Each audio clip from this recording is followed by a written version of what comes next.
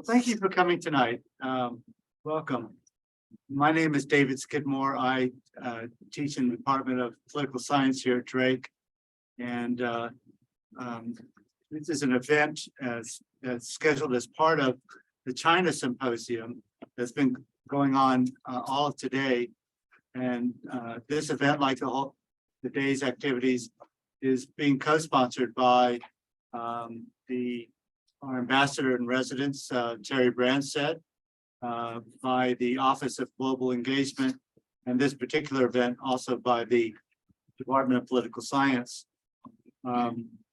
So our event tonight is a panel discussion, and we're thrilled to be joined by two panelists so far.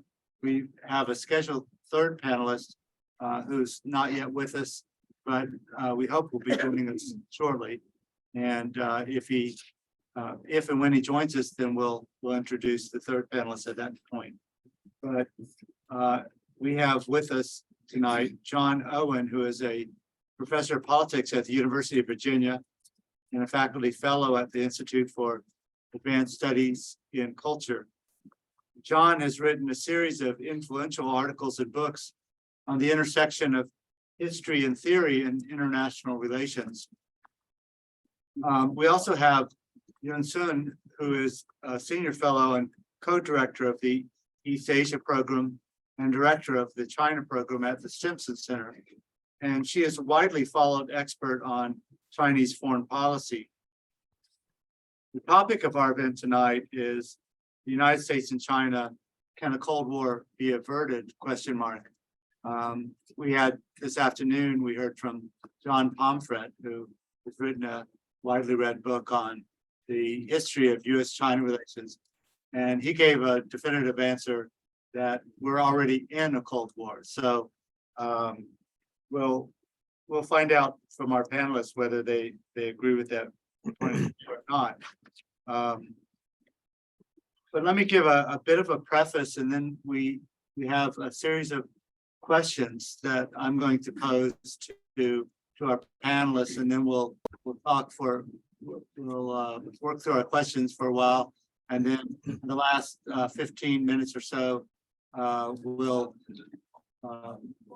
give you a chance to ask some questions, and then we'll wrap up tonight's event around 8:15. So if we look back on the U.S.-China relationship, since Richard Nixon's historic meeting with Mao Zedong in Beijing in 1972, U.S.-China relations have been through, of course, many ups and downs, with varying elements of cooperation and competition.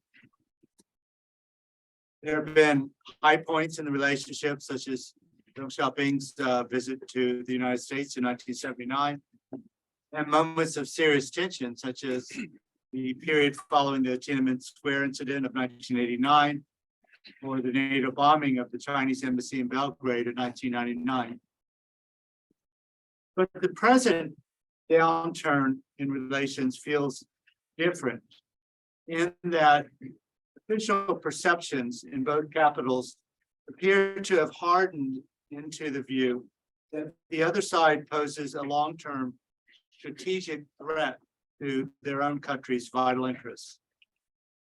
And it seems to me, at least, that this places us in new territory. So tonight we'll explore the underlying sources of conflict driving tensions between the United States and China, and also some of the opportunities for better managing tensions or even pursuing cooperation.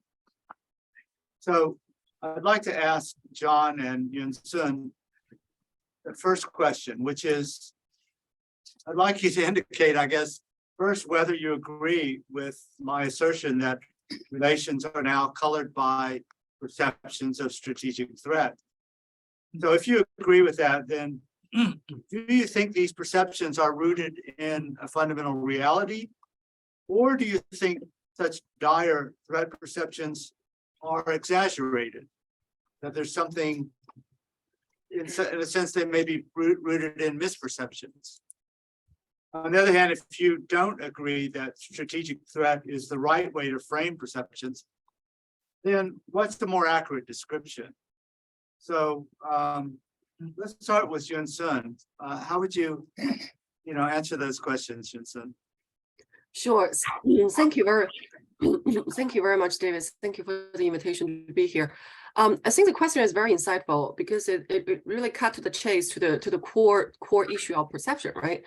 I would say that from both U.S. and China, I've been working in this field for for this many years, but for both U.S. and China, I would say the strategic threat or this perception of threat has always been a pretty prevailing theme by both countries when they look at each other.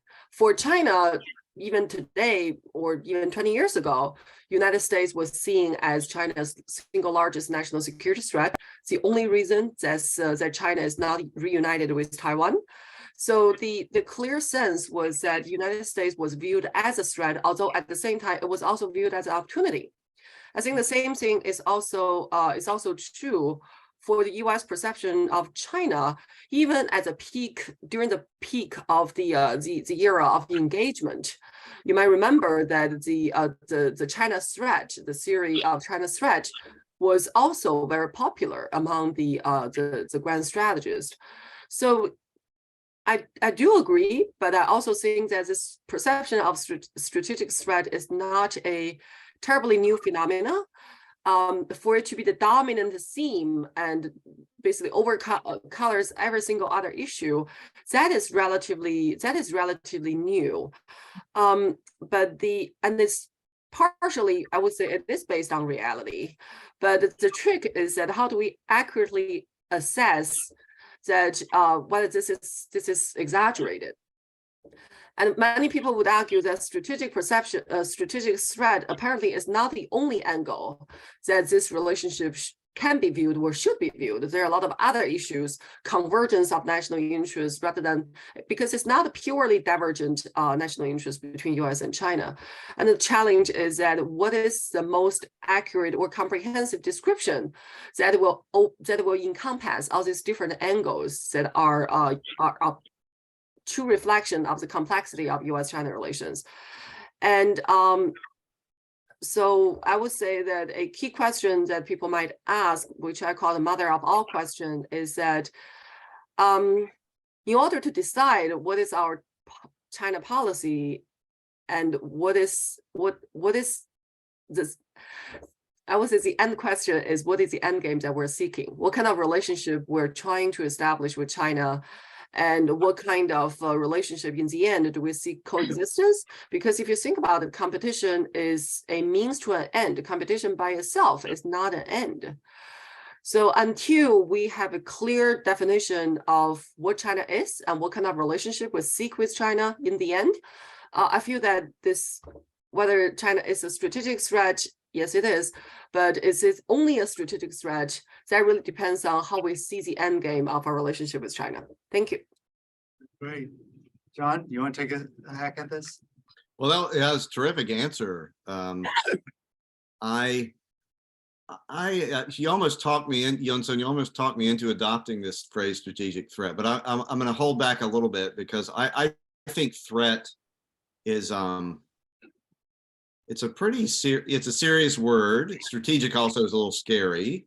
And I would hate to summarize the relationship with that one phrase. I was thinking strategic competitor, strategic competition, certainly. And the relationship, I agree with my colleague, the relationship has deteriorated over the last 5 to 10 years, to be sure. There is less engagement, cooperation for mutual benefit, more suspicion, more countering each other's moves. Those things were yes, always present, but they're more prevalent now. As to whether this is a matter of perception or reality, I'm one of those people who says that perceptions, if mutually held, have a reality of their own. That is, if both countries really do perceive, if each perceives the other as a strategic threat or a strategic competitor, it becomes true. Is that based on actual material problems, conflicts of interest? That is hard to say. I will say this. I think the two great powers they retain many common interests, many areas where they really need to cooperate on: climate change, terrorism, the global economy. They're highly, highly interdependent economies even now, notwithstanding tariffs and talk of decoupling.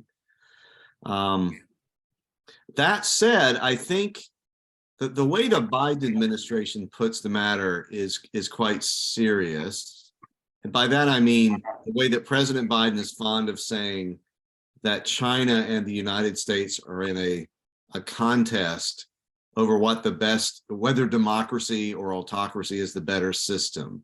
And that sounds like a distraction, or like it's not really related to material interest. But in fact, I'm one of those people who thinks it is related to interest. And this is an irreducible problem for China and the US. And let me just say quickly what I mean by that. And I think this is probably what the Biden administration thinks. And I think it's what Xi Jinping and the leadership of the Chinese Communist Party thinks as well. And it's something like this, that both of these great, great powers are trying to use their power, among other things, to shape the international order, to shape international rules, institutions, to shape perceptions out there about democracy, autocracy, their relative virtues. So they are in a kind of a competition. And both of them realize that international rules and institutions can be biased in favor of one regime type, democracy, or another one, autocracy. This is clear in the area of human rights. It's clear in the area of cyberspace, to some extent, international trade. So the United States has been a rule setter since World War II, has enjoyed many decades of this privilege owing to its power. China now has a lot of leverage, and it's using its power to try to alter some of these rules. And so the two are in a direct competition. And at stake really is the future of each country as a world power. And so this is a kind of an indirect way they're competing, but quite a serious one. And it means in the end that they can never be really close partners. They will always have this conflict of interest because they have different regime types. Neither wants to change its regime type. The United States wants to stay a democracy. China wants to stay a one-party state. Socialism with Chinese characteristics. And that creates an irreducible conflict of interest. It doesn't mean they're destined for war at all, but it does mean their partnership is always going to have limits and misunderstandings and mistrust, and will always at least be flirting with more serious rivalry. So you've kind of anticipated my next question, which had to do with kind of how much degrees, in what degree the downturn in relations has to do with kind of structural factors or leadership factors. And you've come down heavily on the side of structure, right? That there's, that has to do with the nature of the differing political systems and the preferences that they generate for different kinds of international orders. That leads to conflict in a kind of inevitable way, regardless of who happens to be in the leadership in either country. Right. So, Yun-Sun, I'm wondering, would you agree with that kind of analysis?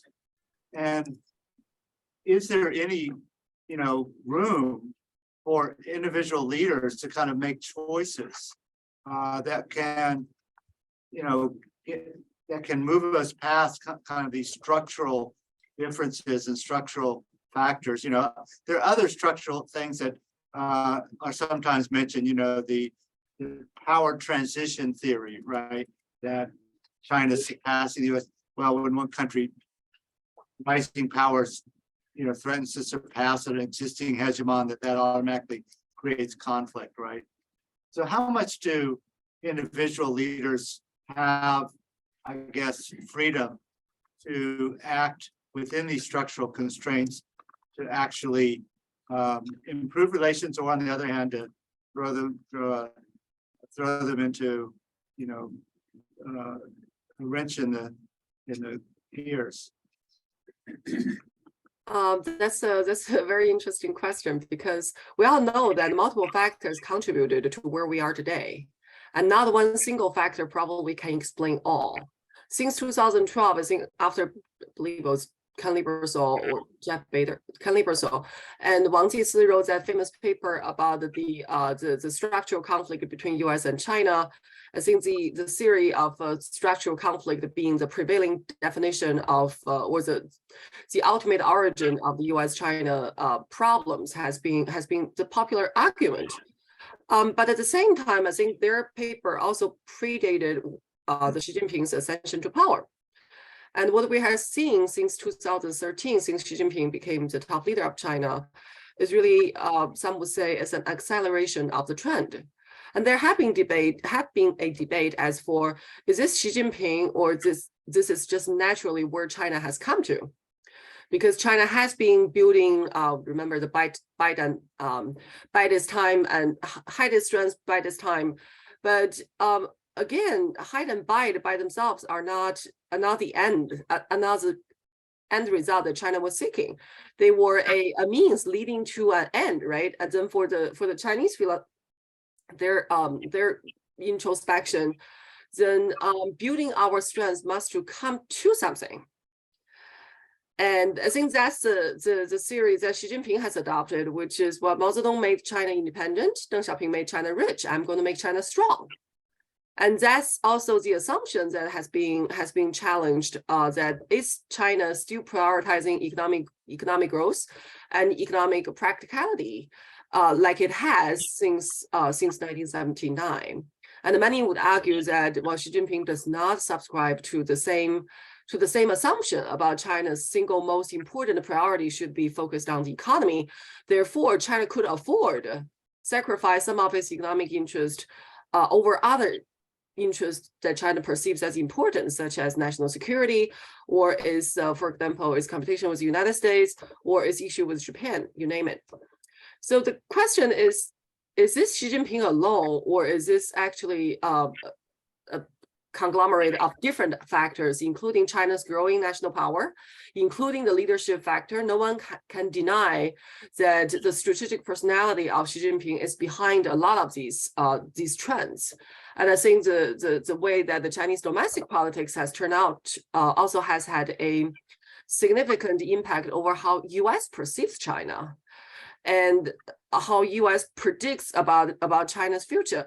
Because remember, the assumption about the assumption of the engagement policy was based on a belief that if we engage China, if we embrace China, if we absorb and incorporate China into the international system, China will become more like us. And Xi Jinping's answer is no, we're not going to become like you. We have our distinct Chinese culture. We have our background. Why should we be like you? So I think that's what I call the disillusionment about China. That when China says that, well, we would like to cooperate with the international community, we would love to work with the United States, but we're going to be very selective about the goals that you are trying to achieve with us. I think that really caused a lot of people to be extremely disappointed with what China has become. One thing is for sure about the leadership question. I think if we use counterfactual to test the hypothesis that this is driven by the Chinese top leader and by his strategic personality, I think one way we can probably frame this, but of course there's no perfect answer since this is political science. So one way to test this hypothesis is that let's assume, just imagine for one moment, that Hu Jintao did not retire in 2012. Hu Jintao got another 5 years, another term. Would China be on the same trajectory as it is today? Or China would have been on a very different path? I think people would argue, because I remember asking this question in China when I was having a meeting with NDRC, asking that, well, do you think that if Hu Jintao were still the leader of China today, do you think that China would have promoted, for example, the Belt and Road Initiative, and also chased up the maritime disputes with the maritime neighbors? And they all froze. They looked at each other like, well, how do we answer this question? So I think the honest answer is that Hu Jintao would have adopted a very different policy. because personality does matter. And Hu Jintao was not the type of assertive and also ambitious leader like Xi Jinping is. So in that case, I think the argument that, oh, it's not Xi Jinping, it's really China's comprehensive national power has coming to this stage. So therefore, whoever will be the leader of China would have adopted the same policy direction. That might be true, but if you compare, another analysis is that another analogy is that if you compare Trump's China policy and Biden's China policy, you could say that there's a bipartisan consensus about China being the most consequential long-term strategic challenge of the United States. But the policy manifestation still came out very differently because of some of the assumptions, and also more importantly, because of the style of the two leaders. So in this case, I guess I'll circle back and make the argument that it's at least 3 factors driving the same decision: the leadership, the domestic, the comprehensive national power, as well as the international system and the international structure. Thank you. Great. So, can we think of any illuminating historical analogies for the current moment that can offer any lessons or insights? John, you spend a lot of time writing about history. Do you have any thoughts on this one? Yeah, it's hard to come up with an even highly flawed, relevant historical analogy. I want to, for the record, note that people like Graham Allison has this argument of the so-called Thucydides trap, which is referring to ancient Greece, the bipolar system of Athens and Sparta, which the historian Thucydides said the bipolarity made them destined for war. And Allison is really afraid that the United States and China, odds are destined for war, although there are things the two can do to prevent war, but he's really worried about this. That's a very simple view that just says if you have what we call a bipolar system, two and only two great powers in an anarchical international system, that is a system with no world government, the two are probably going to fight a war because they are going to be mutually suspicious. They're going to have commitment problems, and there is no world government to keep them in line or to reassure them or anything like that. So I think that's overly simple, and I hesitate to say, oh, the U.S.-China situation is just a bipolar system. So it's like Athens and Sparta, or it's like the Soviet Union and the United States in the Cold War. It's more complicated than that. The U.S. and China are highly interdependent, as I've mentioned, meaning the economy of one depends in great part on the economy of the other. So I have here an iPhone 13, which I love, and it was assembled in China, and lots of people have these. And though there's, again, this talk of decoupling, the relationship is still very robust. This was not true of the United States and the Soviet Union through most of they were never as interdependent as the US and China are now. That said, so I was puzzling over this question, though, that there is a period in the 1970s during the Cold War that might be somewhat illuminating. It's the détente period, initiated by Henry Kissinger and Richard Nixon. And I mean the US-Soviet, not the US-Chinese détente period in the 70s. During this period, the two superpowers, as we call them, the Americans and the Soviets, agreed on some rules of the road. They engaged in some cooperation in outer space. They traded more, so the United States sold lots of grain to the Soviet Union. There were more educational and scientific exchanges. There was some degree of international cooperation.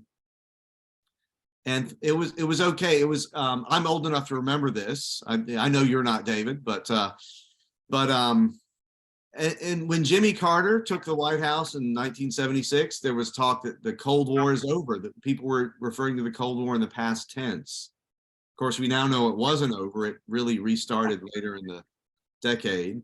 But that was a period when you had a bipolar system of two, and the two states really were cooperating, trading. To some extent, the rivalry continued. So, for example, the rivalry in what we then call the Third World continued.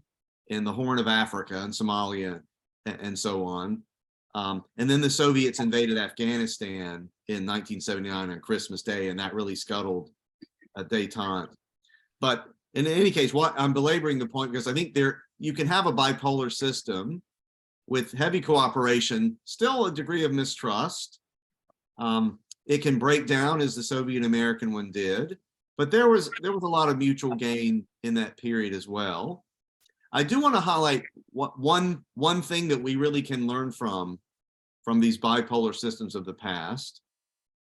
And it is this, that two countries can get on pretty well, but if they disagree about a third country or a peripheral area, if both have a certain claim to that peripheral area, the relationship can become quite dangerous. So in the early Cold War, 1940s, 1950s, the Soviets and the Americans really tussled over Germany, ended up with a divided Germany, East and West, and a divided Berlin in East Germany. And even that was a point of some danger until the early 1960s. And so one reason why I think the Americans and Chinese today are not like most of the Cold War period is there are not that many areas that they are rivals over. The one that really is worrisome is Taiwan. I know we're going to want to talk about Taiwan a little bit later, but I do want to highlight that as an example of how even a bipolar system where the great powers are cooperating to some extent can be a dangerous relationship if there's an area they really don't agree about. So another lessons from the Cold War for our own time, I would say. So I am actually plenty old enough to remember all that. You flatter me, but and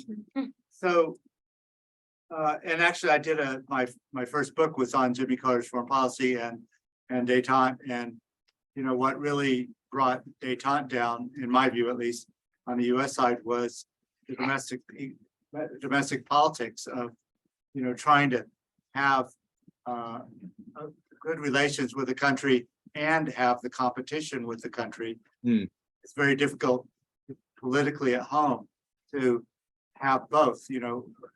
Domestically, there's a tendency to want to see a country as either, you're either they're either good guys or bad guys, and right. We've got to treat them one way or the other. It's hard to sell a more complex view of the other side and of the relationship. So I wanted to transition using that domestic context to a question for Yun Sun, because you spend a lot of your time in Washington, D.C., and I wanted to explore the role of domestic politics, and starting with the U.S. side, and then we'll talk about the China side. But Yun Sun, how would you describe the overall political landscape regarding U.S. policy toward China? What kind of pressures does the Biden administration face from Congress and within the president's own party?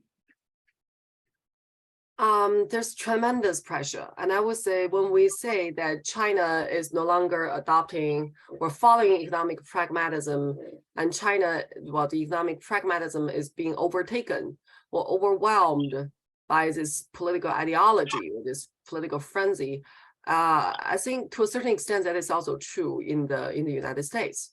Because if we think about economic pragmatism, then China unfortunately still produces a lot of the meat tech, for example, the products and the equipment and parts in the meat tech sector. So for us to say that, oh, well, GM cannot make their cars in China, instead moves the production line to Vietnam, while the 200 parts and the raw materials used to build those cars still come from China. So I feel that if economic pragmatism is really the prevailing criteria, then neither China nor the United States are really is doing very well. I think coming to Washington politics with a Washington view of China, the key word that people will use is will give is a bipartisan consensus, right? the Democrats and the Republicans share the view. They don't share many views, but one consensus that they do share is that China is a long-term strategic challenge for the United States. Although they might have very different answers or different predispositions as to how to handle that challenge. So, for example, with Trump administration, one of the clear characteristics of their China policy is regime delegitimization. The Chinese Communist Party is illegitimate. It does not represent the Chinese people, and it is the ultimate source of all the problems between US and China. But when you set regime delegitimization as your goal or as a key character of your China policy, then you pretty much are not going to have much of a US-China relations anymore, because Beijing doesn't know how to deal with that. Well, do we still have a relationship? So that's what we basically saw in 2020, especially for the second half of 2020. So for Biden administration, I think the most consequential impact of this bipartisan consensus is that even if there are areas that the Biden administration might have wanted to be more practical or be more, what is a better word? Be more realistic about what the policy can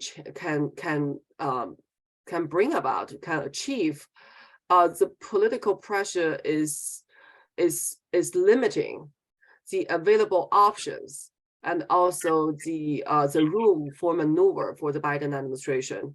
One example that comes to mind is Speaker of the House Nancy Pelosi's visit to Taiwan this past August. Because before the visit was actually conducted, we've seen many reports about how Biden administration did not support the visit and tried to lobby against the visit. And you heard the US military leaders saying, oh, we don't think it's a good idea. And you also hear reports about how the Biden National Security Council staff tried to convince Pelosi's staff that going to Taiwan at this time may not be the best thing to do. And we also know what happened. She went. But during this period, Pelosi said something that I thought is quite illustrative of the problem that we're in. She said, the only person who can tell me not to go is Biden. So if he calls me and tells me not to go, then I will change my mind. So I think that's a good case because it indicates that neither Speaker Pelosi nor President Biden was willing to carry the domestic political cost of her of being the reason that she is not going. Because if the Republicans understand that, well, Biden told Pelosi not to go to Taiwan, then that will become a major vulnerability of the Biden administration. Because how could you let China determine the U.S. Speaker of the House, her travel schedule? And if Pelosi decided to pull out of the trip, she would also be accused of being soft or being apologetic to China. So the exposure to criticism and the exposure to vulnerability because of this bipartisan consensus and because of this prevailing China narrative is tremendous. And I think that's also the reason why the Biden administration, they're trying to they have defined their foreign policy as one that works for American middle class, although people do wonder what that means. But coming to, for example, most of the tariffs that were imposed on China since the Trump administration, most of them are not lifted by the Biden administration. And I think there's a very acute domestic political origin of this inability to remove the tariffs, because remove tariffs, at this moment is going to be domestically inconvenient. Coming to midterm election or coming to the election in 2024, any accusation of the administration being soft or being lenient on China will open up source of criticism and vulnerability.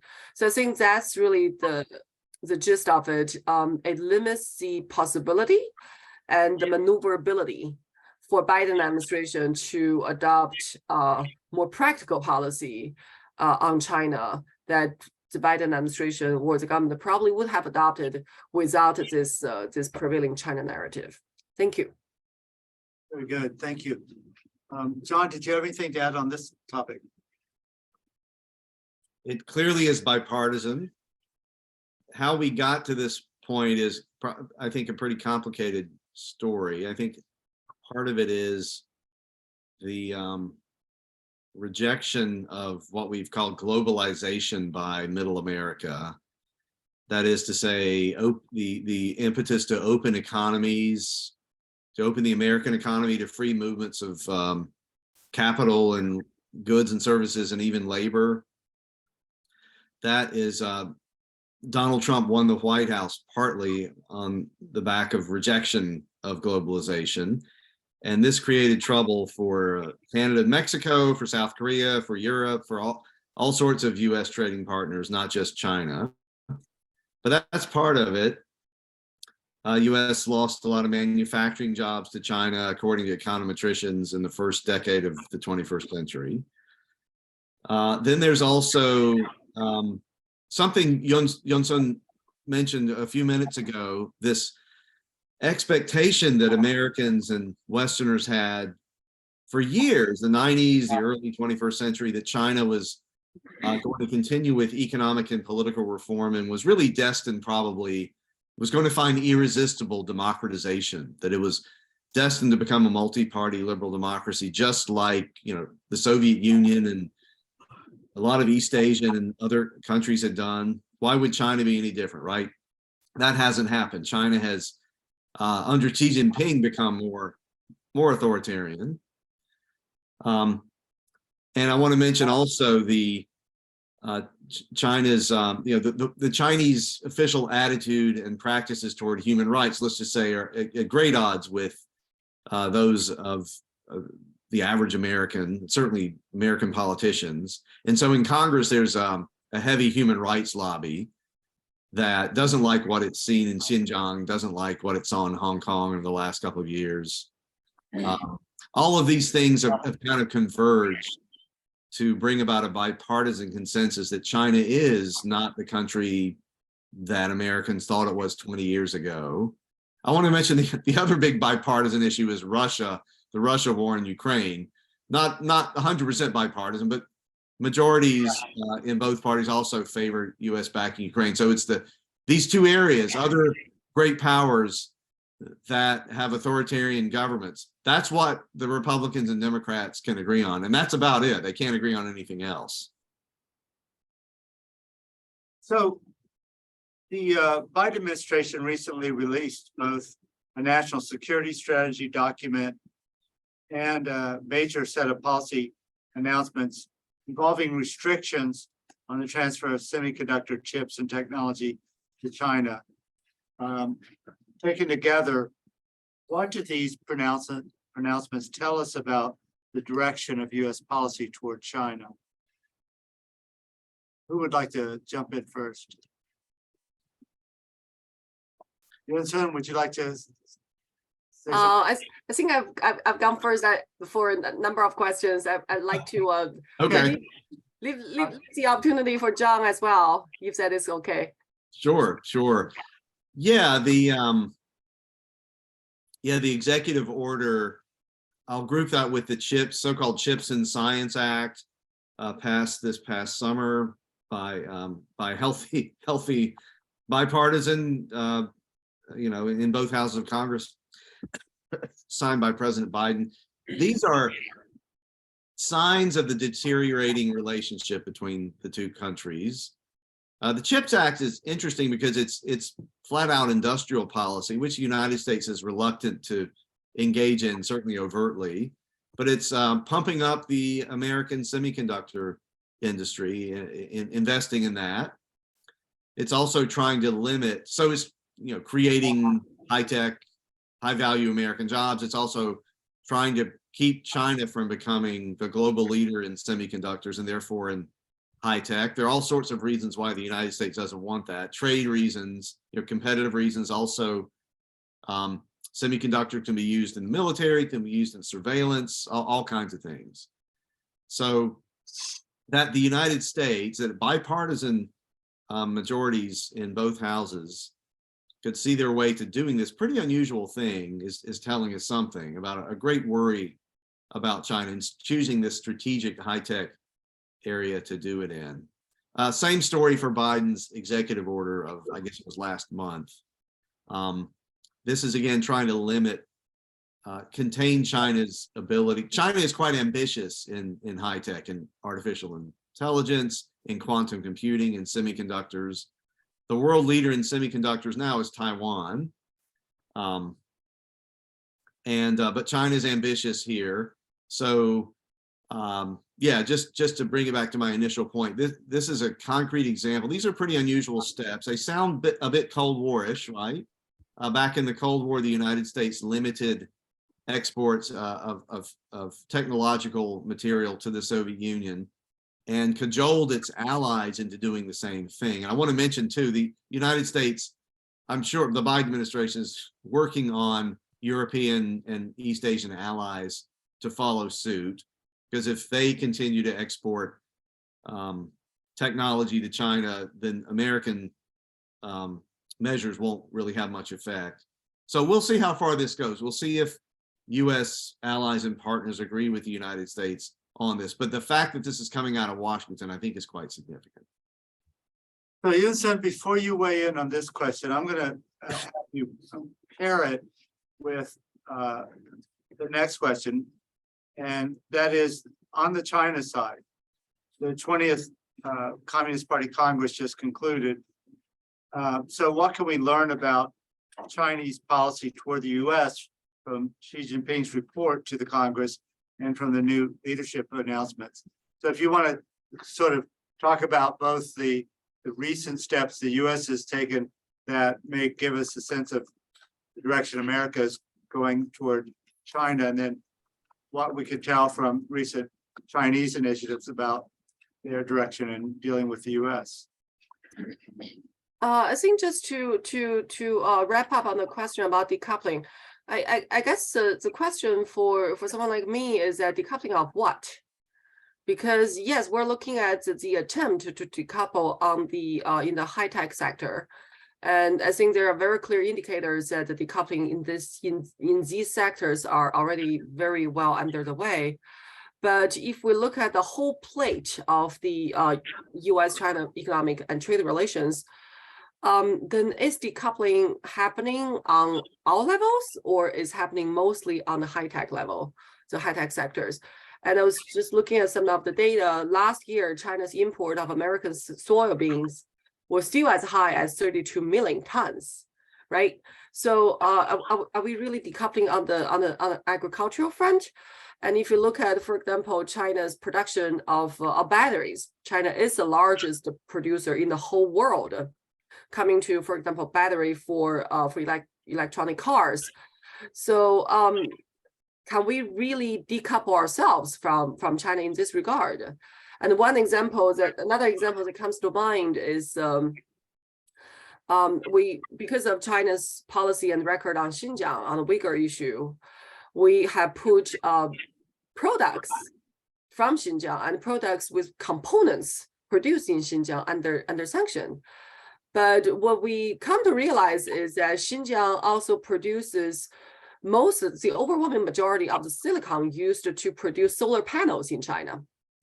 And China is one of the, well, not one, but the largest producer of solar panels in the whole world. And solar panels are indispensable for our climate change agenda. So when we put the sanctions related to Xinjiang Uyghur issue into effect, we also basically declared, well, then all these solar panels with the Xinjiang silicon component cannot be imported anymore. So I think decoupling sounds like a very clear-cut thing. It sounds like, well, here's the solution to our problem, our trade interdependence with China. And it sounds like if we decouple, then it's going to solve our problem. And I would say the answer is much more complicated than that. That there's transit trade, there's also the implication, and most importantly, there's also the issue of cost. China is a producer of these goods, but mid-tech and low-tech goods, not because it likes it, but because it can produce these products at the lowest cost possible.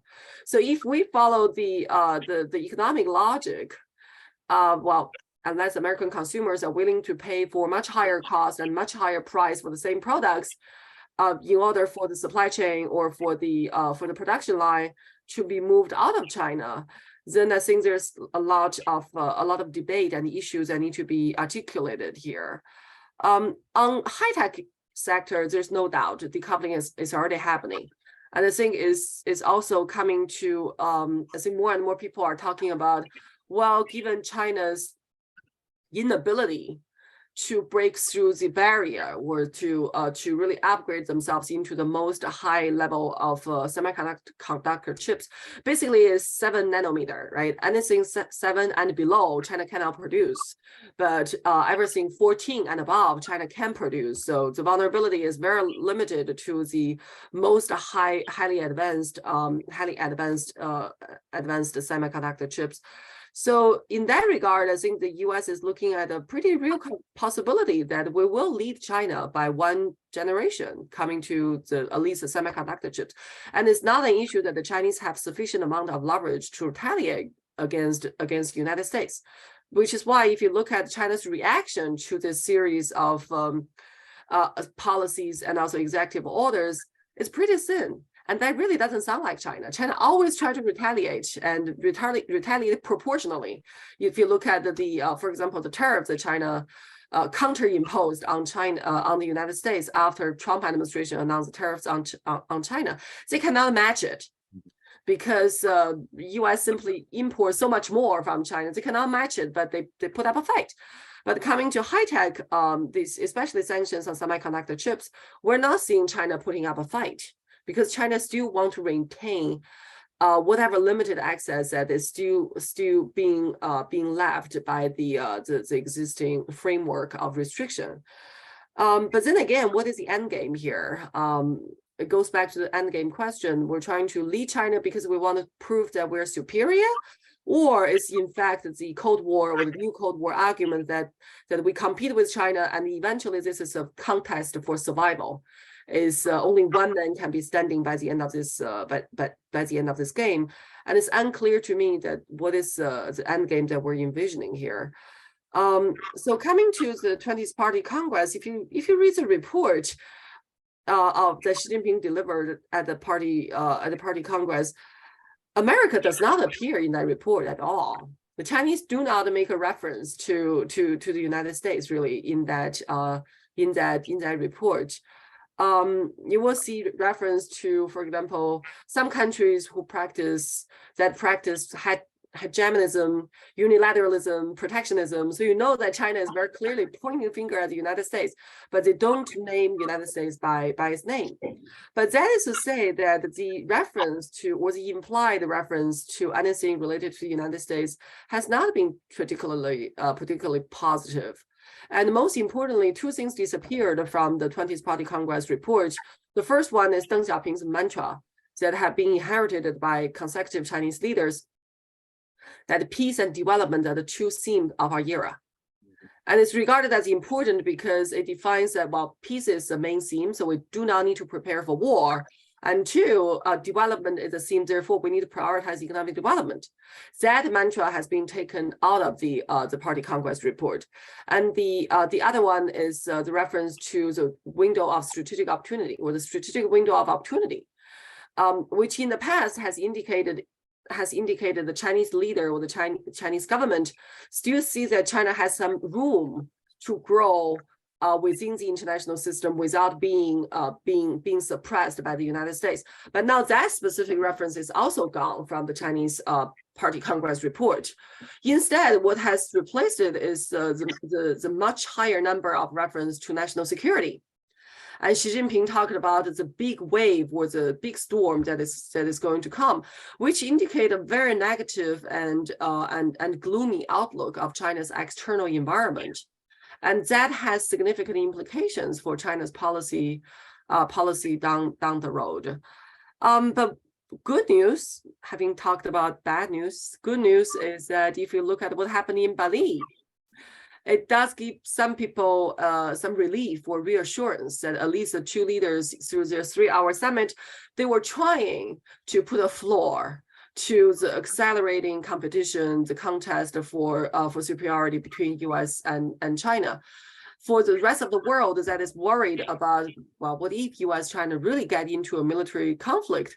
I think this leadership summit has served the purpose to tell the world that, well, neither one of us wants to really get into a military conflict. I'm still a little pessimistic about how and whether they can actually manage their differences on the issue of Taiwan, because when things like the next Speaker of the House, Kevin McCarthy, after his inauguration, there's already this idea being brewing that he will also lead the largest ever congressional delegation to visit Taiwan after he swears in as a Speaker of the House. That's not something that Biden administration can control, right? But China will react to such a visit vehemently and militarily. And you can expect the level of the Chinese reaction is going to exceed the level we saw in August with Pelosi's visit. Because in August, China actually was 2 months away from the Party Congress, and they did not want to start a war that they did not even know whether they can finish. So that means that there are those factors that despite the fact that the two leaders try to put a floor, it doesn't mean that the problems are solved, and it's not time for optimism at all. Thank you. So we're running a little bit short on time, and I want to make sure we have time for questions.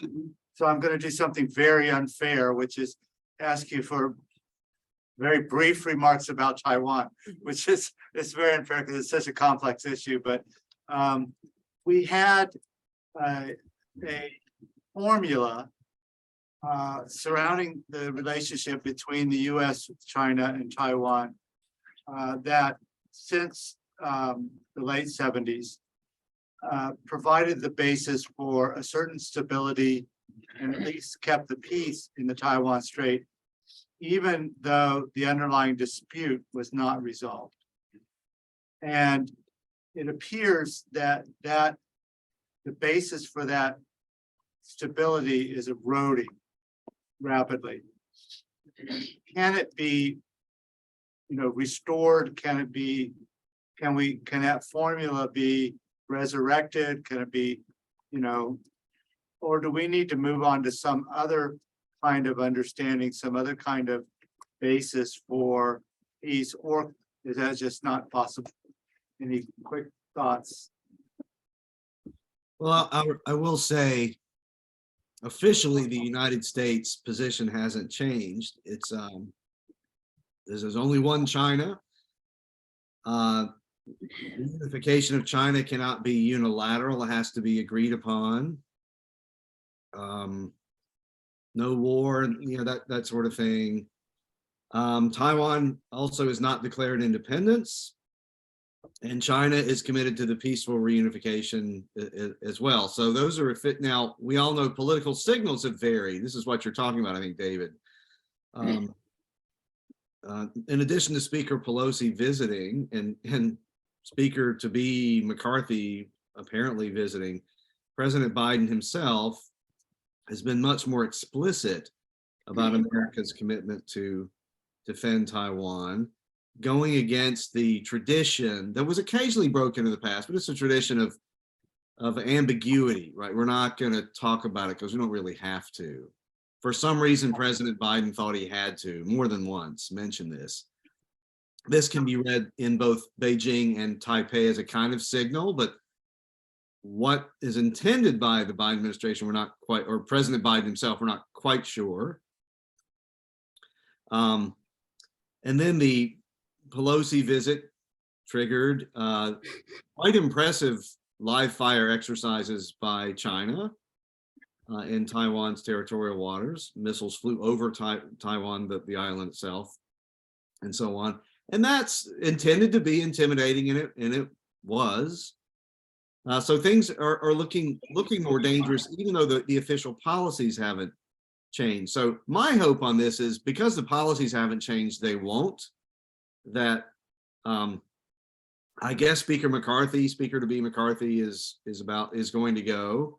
That will be met with a similar Chinese response, hopefully not more. And then cooler heads will prevail in Taiwan. The Taiwanese voters will decide not to, independence is still a bad bet. Xi Jinping will decide he's not in a hurry to take China, and President Biden will, revert back to. So I think it's possible, because I don't see a strong interest in any of these three parties to mess with the status quo, really. Maybe I'm missing something. I'm just not seeing a strong interest on the part of any of them to change.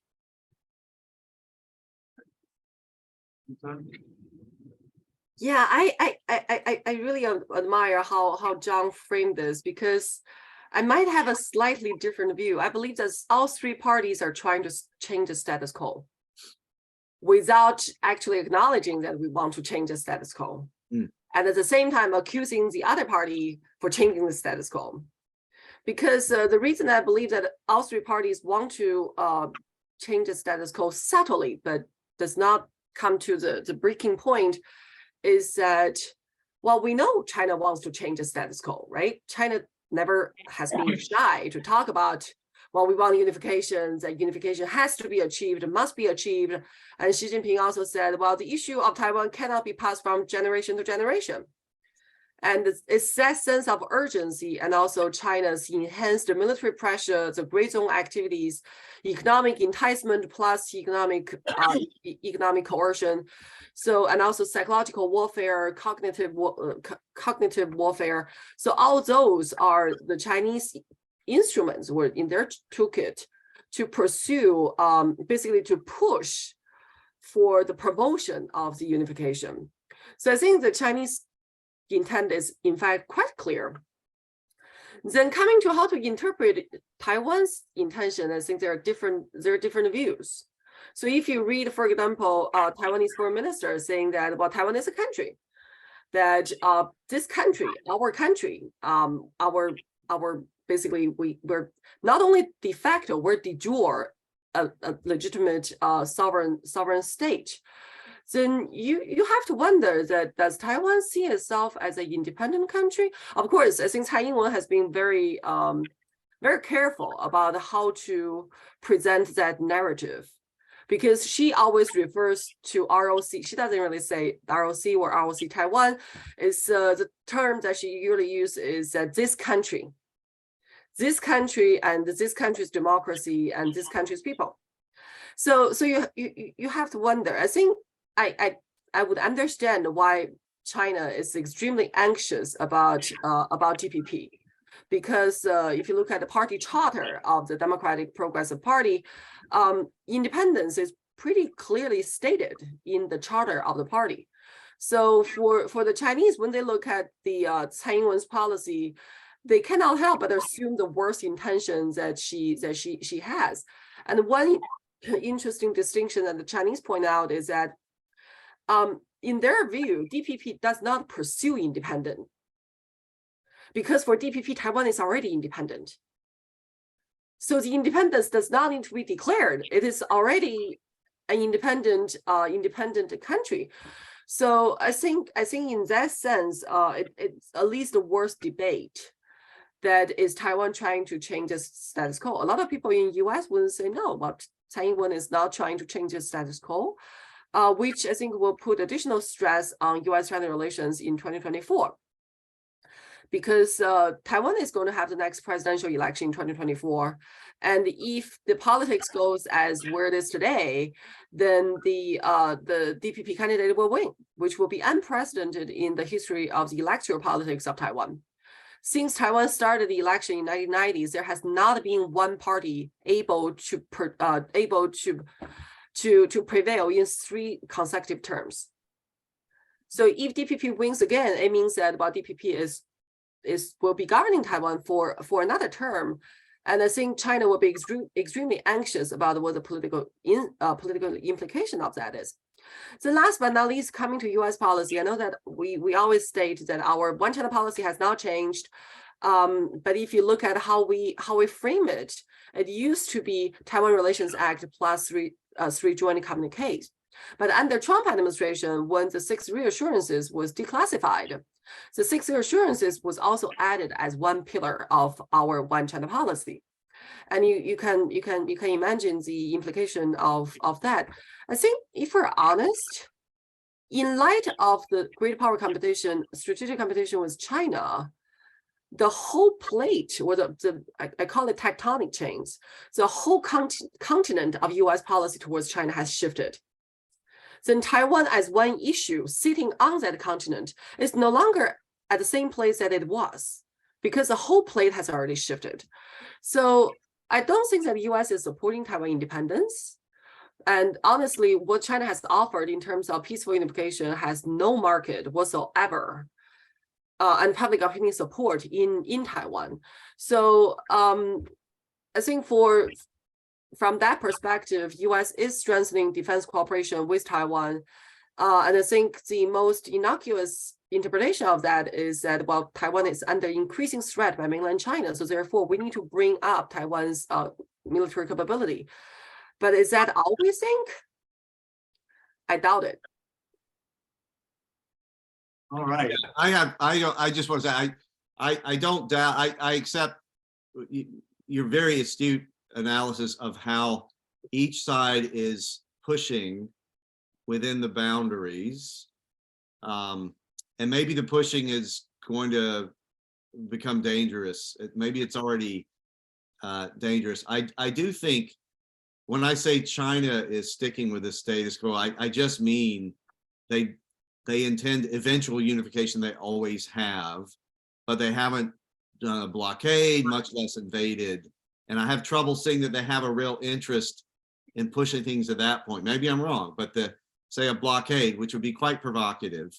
I'll believe it when I see it. I certainly hope it doesn't happen.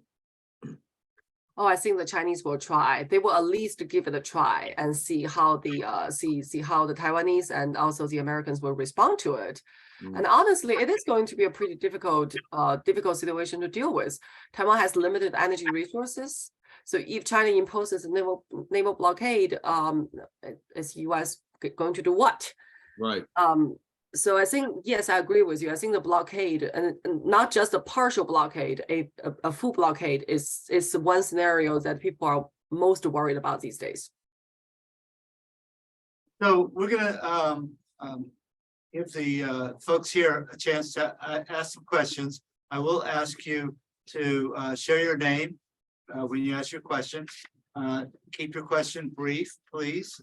We're going to take a couple questions from folks in the room, and then we'll see if there are any questions in the chat.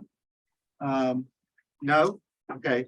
Well, then I understand there are no questions in the chat. So we're going to keep it to folks in the room, and we're going to offer the first opportunity to a student. So do we have any questions from students? I know we're all students in the broader sense of the word. Any undergraduate students at Drake University? Questions for the speakers? No. All right, well, we'll open it up for anybody then. And by the way, the speakers' microphones in the ceiling will hear you, so you could just speak up. Oh, yes, please. A student, actually a student. Name, please. I'm Luke Clausen. I've been in a few Skidmore classes. I'm currently in one right now. My question is to Stimson. You mentioned towards the beginning on the perception versus the reality of the relationship and how that affects how we see each other and interact with each other. Do you think that a correction of perception towards reality of how we, like, because the reality is, like, we go to each other's countries educationally, recreationally, etc., and we're not always fighting and bickering militarily over Taiwan, whatever. So do you see as a closer convergence of our perceptions of each other and the realities people live in as kind of a solution to the tensions that have been building, or you see that as like too abstract? That's a great question, and I'd be curious to hear John's thought as well.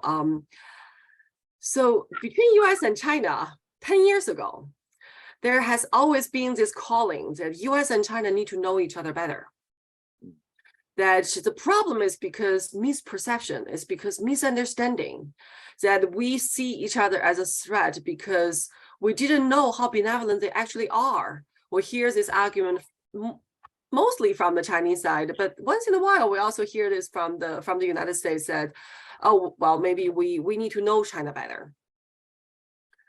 But it assumes that better understanding leads to more favorable perception of each other, which is a very big assumption to have. Because at that point, my question was, well, we can understand each other better, but what if we don't like what we see? So wouldn't that be creating more problems?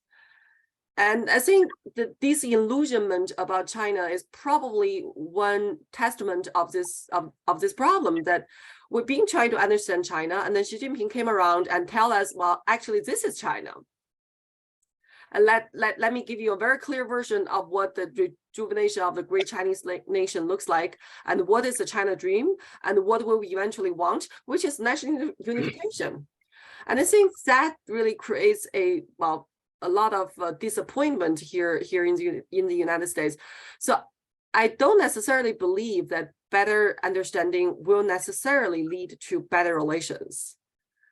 Because what if you don't like what you see? What if the other side does not think like you, and the other side does not share your aspiration? And or even if they do, the divergence of our national interest still outweighs the convergence of our national interest.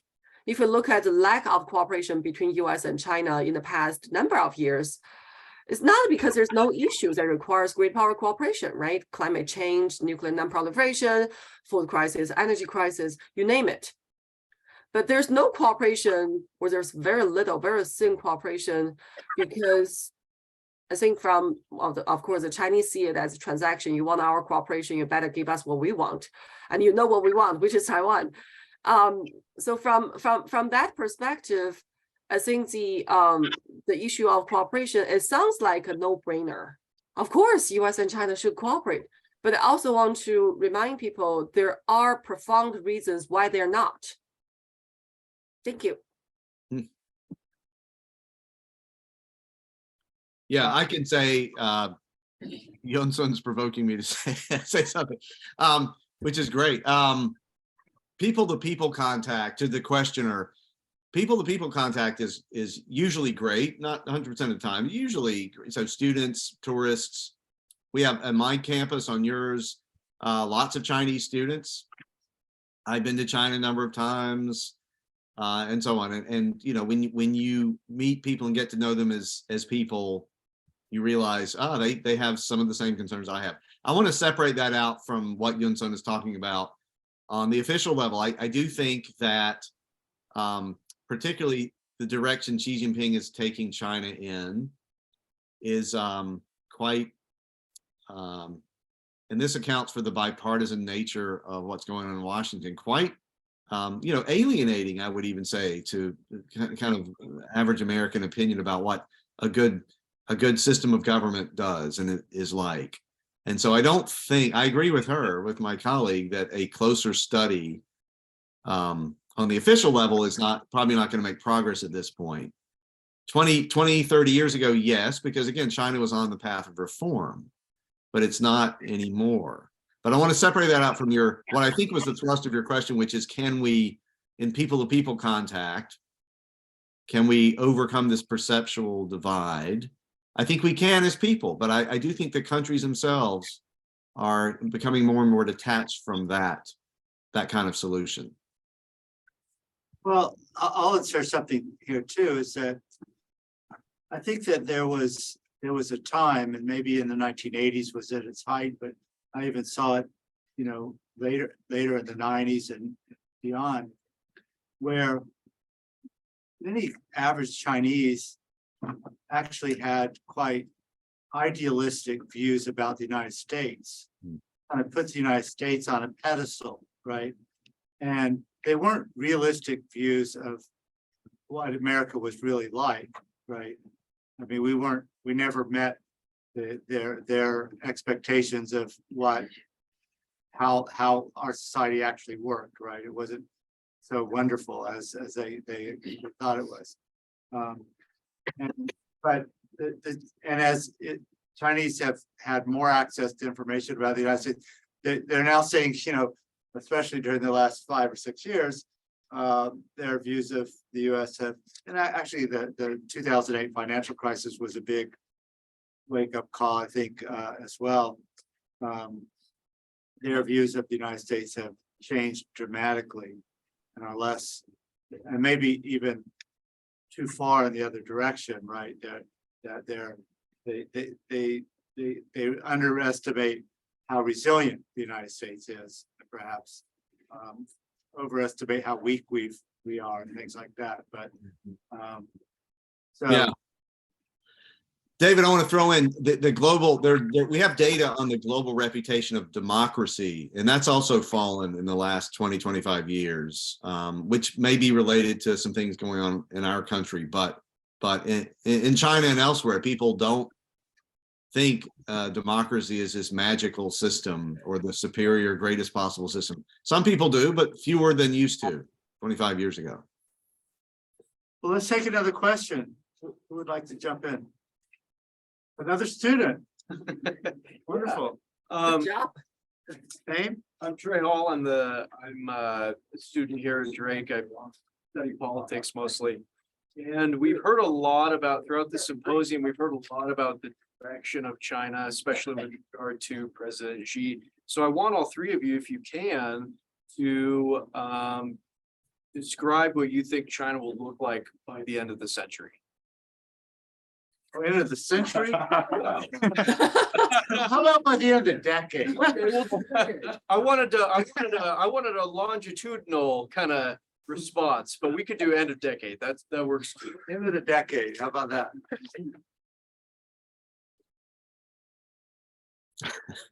I'm not brave enough to go first. I think, David, you have to go first. I'm just a humble moderator. What do I know? Really? Well, I will say that there is a debate going on, I think, you know, talk about perception. So there was a perception, you know, say recently as 5 years ago, I'd say that China was a juggernaut, right? That China was just going to speed right past the United States, and by mid-century, you know, its economy would be half again as large or twice as large or something as the U.S. and you know, game over. But now there are analysts who are saying, well, wait a minute, maybe China won't even surpass the U.S. Maybe the demographic problem will be so serious, or maybe the debt problem, or maybe you know, China is, you know, the Chinese leadership is so hampering the private sector that that's going to be, you know, China's downfall, and that China is, you know, no longer going to be the juggernaut of the future, and it's going to, you know, succumb to a middle income trap, and you know, so now China has a short window in which it's strong enough that it needs to grab what it can now, because 10, 15 years from now, it's actually going to be in decline, even relative to the US. So I guess my feeling is that the perceptions move faster than the reality, and you always have to wonder whether the shifting perceptions in such a short period of time reflect more about intellectual faddishness than underlying real changes in underlying reality. But I would be curious what you guys think. by 2030. So we know that China last year announced China's long-term vision 2035. And there are a number of economic indicators that they will try to achieve by 2035. I think it really depends on which sector or which area you're talking about. Given the current rate that Xi Jinping is going, I think people are not. We're basically looking at not just one more term by Xi Jinping, right? Because he did not name an heir apparent, either in the Politburo or the Politburo Standing Committee, which means that if there's a chance, if he does name an heir apparent in the next party congress, which will be 2027, then that means that he will at least have another one 5-year term, which means by 2030, Xi Jinping will still be the leader of China. So there goes the Chinese politics. And given the trajectory that we have seen in the past 10 years, I wouldn't count on Chinese domestic politics becoming more liberal in another 8 years. And in fact, given how these emphasis on national security, emphasis on the internal circulation, the internal consumption, rather than dependence on the external trade with the rest of the world, I think we are looking at a pretty real possibility of the world emerging into two blocks within the global system. I think the Chinese will continue because by the end of the day, currently they still have the largest foreign reserve, 3.22 trillion. Given the trajectory, I think the Chinese will very likely not throw in as much money as they have into the Belt and Road Initiative as we have seen in the past 10 years. So China will be more cautious about its foreign overseas financing projects. But it means also that China will try to establish a closer relationship with what they call the third world. So not US, not China, but the vast number of countries in between. And China understands that the competition with the United States is manifested through the rest of the world, right? China needs to build better relationship with the rest of the world in order to effectively compete with the United States. So I think in the next 80 years, we're going to see more effort from China in those regards. I'm not an economist. I'm not going to make a prediction about the Chinese economy. I think there are arguments from both sides because China will say that, oh, we're trying to overcome that age problem. We're trying to, Made in China 2025 is basically China's own upgrade of its economy in the global supply chain. Are they going to succeed? We don't know. But if we're asking semiconductor chips, China is probably not going to be successful. But at the same time, we also know China is developing its own domestic alternative to the semiconductor chips that are based on silicon, that relies on Western technology and Western parts and equipment. So I think on that one, the jury is still out. I would say that the chance is not terrific that China will be able to overcome the high-tech obstacles. But I also think with that much money they're throwing into it, they're going to see something. So like everything else with China, it's never binary. It's not a clear-cut better, worse. It's always a mixture. The only thing I would add is I'm one of those people that's been very impressed with the Chinese Communist Party's flexibility, nimbleness, the way it's really defied Western predictions of its demise and of China's decline. It's very pragmatic since Deng Xiaoping. I like his saying, you cross the stream one stone at a time. You put your foot out. If that stone wobbles, you don't put your weight on it, you find a different, that kind of pragmatic. I do now wonder if Xi Jinping has departed from this pragmatism and is more dogmatic and is closing China a bit and really exerting more party control over the economy and society than is prudent, and then his predecessors Jiang Zemin, Hu Jintao, Deng Xiaoping have done. And if he's really, and I speak as a Westerner who thinks that basically markets are better and multi-party democracy is better, and long track record. Maybe I'm wrong, but that's how I see things. And I think China, in stepping away from that, might have broken the spell and might be on a downward path. We will see, right? This is the great gamble. It's quite a gamble. Xi Jinping's rolling the dice, and we will see how it comes out. But if I were to bet, I would bet that China's upward trajectory is at least going to continue to slow. And I'd be surprised if that didn't happen. Well, John, Yun-Sun, thank you so much for sharing your time and your insights with us. It's just been really terrific. There's so much food for thought. I learned a lot, and I think the audience members would probably agree with me. Thanks so much. Thanks. So yeah, thanks so much. Thank you you. for a Bye. great session. Thank you. Thanks Have all, a good yeah. evening. Bye, everybody. Bye. Bye.